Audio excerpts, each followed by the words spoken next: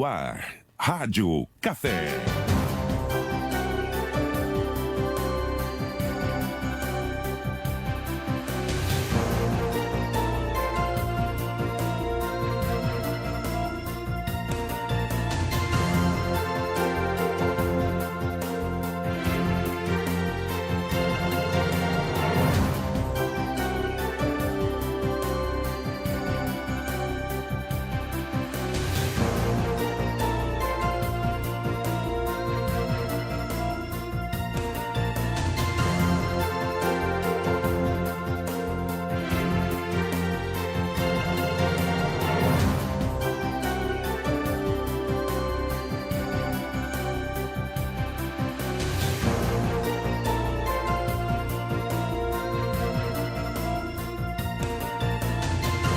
São 8h09. Gente, no último final de semana a gente teve aí, mais uma vez, tempestades severas, inclusive alertadas pela Defesa Civil. E dessa vez foi interessante, porque muitas pessoas diziam o seguinte: como que vai virar o tempo com um solão desse? Não deu outra. O tempo virou e aconteceu tudo o que estava previsto. A gente está recebendo aqui o coordenador regional de Defesa Civil, Luciano Peri, porque Abelardo Luz e Passos Maia mais uma vez foram severamente castigados. E agora, passado esse atendimento emergencial às famílias, a gente consegue sentar para conversar e entender o que aconteceu e o que pode acontecer, tendo em vista que novos alertas foram emitidos, né, Luciano? Bom dia. Bom dia, Guilherme. Bom dia a todos os ouvintes. Exatamente é isso. A primavera, ela tem uma característica para nós de ser um momento onde que nós temos diversos eventos climáticos. E o maior número de eventos climáticos que acontecem, principalmente no oeste de Santa Catarina, acontece na primavera. Isso tem exatamente por essa mudança e essa instabilidade atmosférica.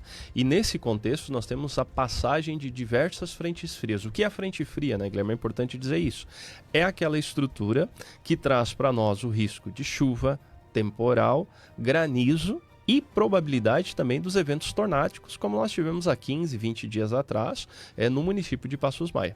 Então, o oeste de Santa Catarina, outubro, principalmente novembro, são os 2 meses com maior índice de registro de tempestades severas na nossa região. E nós estamos tendo agora vamos imaginar, cada semana, conversar com o professor Cook, que saiu antes, não dá 3 dias de sol, e o tempo novamente se fecha e nós temos o risco dos temporais e as tempestades para a nossa região. Quantas famílias foram atingidas nesses últimos dias, falando de domingo para cá? Na região de Abelardo Luz, nós tivemos o levantamento até agora de 128 unidades residenciais que foram danificadas. E é importante dizer que esse número é muito maior, por quê?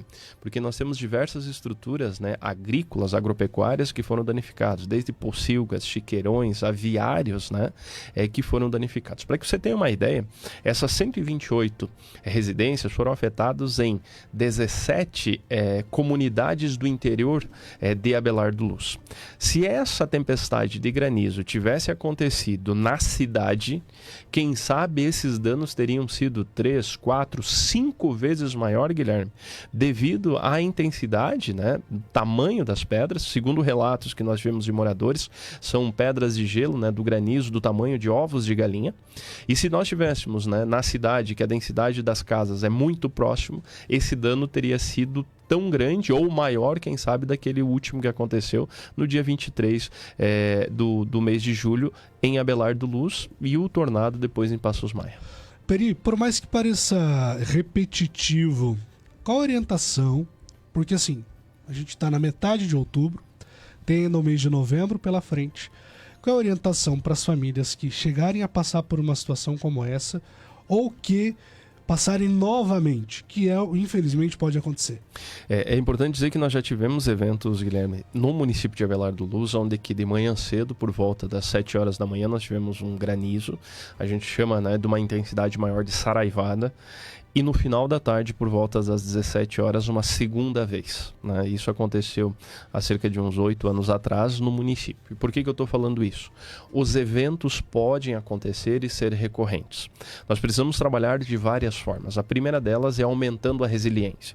E quando a gente fala de aumentar a resiliência, nas casas que você tem o 4 milímetros, a chance do dano do granizo ou do vento ser maior, intenso, é gigantesco. Então você precisa mudar ou transformar essa condição do seu telhado, criando um telhado mais resistente, um telhado de 6 milímetros, ou um telhado com dual zinco, ou até mesmo, se você estiver construindo uma nova casa, já pense, já planeje de você ter a condição, muitas vezes, da base de concreto, ou até mesmo, né, quando a gente fala, uma estrutura lá no sistema sanduíche, que isso vai minimizar. Então esse é o primeiro ponto que a gente precisa saber. Nós precisamos desenvolver resiliência na população. O segundo ponto é saber o que fazer em situações de desastres. Então nós temos os sistemas de alerta, e aqui novamente, né, você pode receber os alertas de várias formas. Uma delas é cadastrando o número do seu celular através do 4099, através de uma mensagem de texto, que você recebe o alerta meteorológico no seu celular. Ah, Peri, mas eu não cadastrei. Se houver um risco severo, se houver um risco, né, a gente chama de alerta vermelho, você vai receber o Cell Broadcast, que é um sistema passivo que você não precisa se cadastrar, e você recebe e trava seu telefone. E aí que vem a grande pergunta: o que eu faço? O primeiro processo é buscar a proteção. Então, em diversos locais, né, e aí em diversas situações de residência, a gente fala, um dos locais mais seguros é o banheiro. Por quê? Porque na maioria das vezes ele é uma área úmida, então ele é feito de alvenaria, né? Ele possui um espaço pequeno, ele possui uma laje na maioria das vezes e pequenas estruturas envidraçadas, ou seja, tem uma janelinha de vidro. Então o risco do vidro é menor, o risco dessa estrutura cair ou desabar é muito pequeno, e você tem o que a gente chama, né, de um local seguro, de um ponto seguro. Recebeu o alerta, a sua casa começou a ser afetada, você teve esse dano, você se recolhe com a sua família para esse local, se protege. Passando isso, aciona as estruturas de emergência através do Corpo de Bombeiros 193. Peri, mas é só isso? Sim, nesse primeiro momento é só isso, né, Guilherme? Não tem muito o que fazer. A prioridade é salvar a sua vida, é proteger a sua família. E aí sim, depois se trabalha com o processo de recuperação, reconstrução, que aí vem dentro de um trabalho que a Defesa Civil vem fazendo há muito tempo, né? Mas principalmente com a entrega de lonas para você fazer a proteção inicial e depois a recuperação, como é o exemplo que a gente está fazendo agora com as telhas de fibra cimento. Sobre essa questão das lonas, é importante lembrar que a lona é para cobrir os móveis, não para cobrir a casa, porque na última vez que nós estivemos em Abelardo, que atingiu a região central, o que eu vi de acidentes, porque a madeira fica úmida, o telhado que restou fica úmido, e o risco de acidente é muito alto, né? Exatamente, muitas vezes você já tem um telhado danificado, você já tem um telhado velho, antigo, que ele não tem as condições para que você possa fazer a manutenção. Existem alguns estudos, Guilherme, que mostram que mais de 60% dos acidentes, né, acontecem, e quando eu digo acidentes relativos a quedas, ferimentos, cortes, né, e principalmente o risco de morte pós-eventos de tempestades onde que a gente teve danos no telhado. Esse foi um exemplo que a gente teve no Furacão Catarina. Furacão Catarina, né? No evento a gente teve, né, 2 óbitos e 4 pessoas que ficaram desaparecidas, que estavam numa embarcação. Contudo, entretanto, depois do evento acontecido, né, nós tivemos mais de 60 pessoas feridas devido à queda de telhados. E isso, quando você fala em Abelardo, sim, nós tivemos acidentes, inclusive no último evento em Abelardo do Luz, onde que aconteceu essa condição de uma pessoa cair, né, e ter ferimentos graves. Então a recomendação é muito clara. Quando você pega a lona, e aí muitas vezes o pessoal diz, mas o pedaço de lona é pequeno. A ideia é exatamente essa, é proteger os móveis. Por quê? Porque você não, quando está chovendo, você não vai conseguir jogar, você não vai conseguir lançar em cima do telhado, e principalmente a ideia é minimizar aquele dano.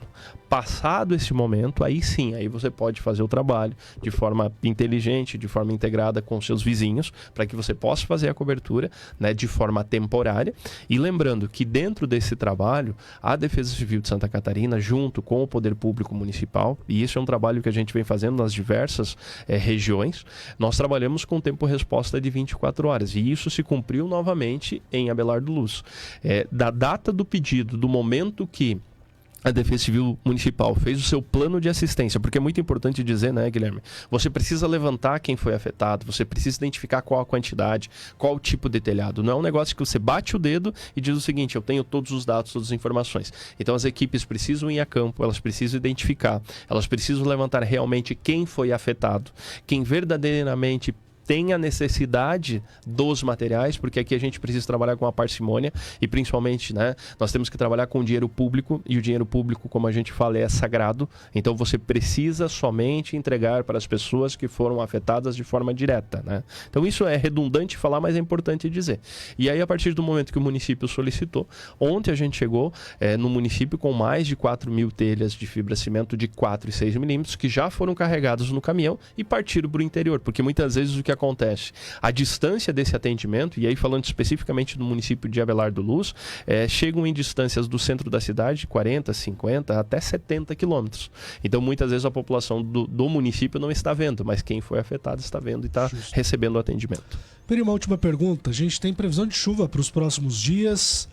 É a mesma situação do último fim de semana, não? É algo parecido, né? Novamente a gente está sob a influência, né, de instabilidades que são associadas a uma nova frente fria, tá, Guilherme? É importante dizer que de novo a gente tem essa frente fria. A frente fria de novo traz o risco dos temporais, com a chance de granizo, rajadas de vento e exatamente o que a gente chama daqueles, né, ventos fortes com o risco isolados, probabilidades de a gente ter tempestades severas. Principalmente no oeste de Santa Catarina, essas tempestades elas se iniciam, elas adentram a partir de hoje à tarde já, né? Você pode ver que o tempo já está mudando. Então, a partir de hoje à tarde, elas já começam a adentrar no extremo oeste de Santa Catarina e se deslocam para o estado inteiro. Esse processo, né, que a gente fala, ele acontece hoje com menor intensidade, a partir de amanhã ela se intensifica. Ao se intensificar essa frente fria, nós temos o risco aí da questão do granizo isolado, né? A queda de árvores devido à questão de ventos e principalmente, né, a questão de tempestades severas de forma localizada, que é uma característica da primavera. Então você tem uma chuva bastante intensa, como aconteceu aqui em Xanxerê, né, num curto espaço de tempo, em outros municípios choveu muito pouco.